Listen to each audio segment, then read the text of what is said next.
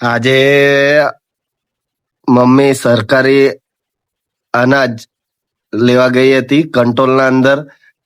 મમ્મીને પૂછીએ આપણે કે કંટ્રોલમાં શું શું લાવ્યા મમ્મી. મમ્મી હા શું શું સામાન લાવી કંટ્રોલમાંથી? 15 કિલો ઘઉં, હા. 15 કિલો ચોખા અને 5 કિલો જુવાર. જુવાર. બરાબર. અને બીજો? 1 કિલો તુવેરની દાળ, 1 કિલો ચણા, 1 કિલો સિંગતેલ રિફાઈન અને ખાંડ 1 કિલો રેગ્યુલર અને 1 કિલો વધારાનું. ને મીઠું છે, 2 થેલી મીઠું છે. આ વધારાની ખાંડ કેમ આપી? આ તહેવારના એનામાં, તહેવારના એનામાં. જન્માષ્ટમીના તહેવારમાં.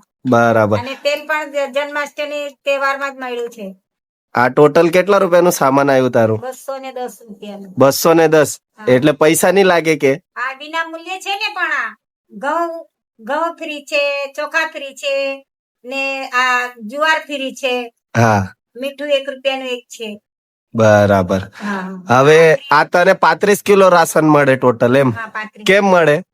આ મારું અંત્યોદય કાર્ડ છે વિધવાનું, એટલે અંત્યોદય કાર્ડ છે એટલે. વિધવાનું. આ સ્લીપ નીકળે એનામાં લખેલું આવે કે બધું? હા, લખેલું રેગ્યુલર લખેલું જ આવે. બતાવ 15 કિલો ઘઉં, 15 કિલો ચોખા અને 1 કિલો તુવેર દાળ અને 2 કિલો ખાંડ લખેલી જ છે ને 1 મીઠું. બરાબર. હા, જો લખેલું જ છે. બધું લખેલું જ આવે. લખેલું જ હોય. અને જો અગર આ કોઈ કંટ્રોલ વાળો આના કરતા ઓછું આપે ને આ પાવતી નહીં આપે તો? ના, મને તો આપે જ છે ભાઈ, બીજાને તો નહીં ખબર. નહીં આપે તો આપણે ફરિયાદ કરી શકીએ, બીજા કોઈને નહીં આપે તો. એટલે આ સ્લીપમાં જે નીકળે હા, તે આપવું જ પડે ને? આપવું જ પડે. તમે જોઈ શકો છો આ પાવતી નીકળે છે આવી રીતના.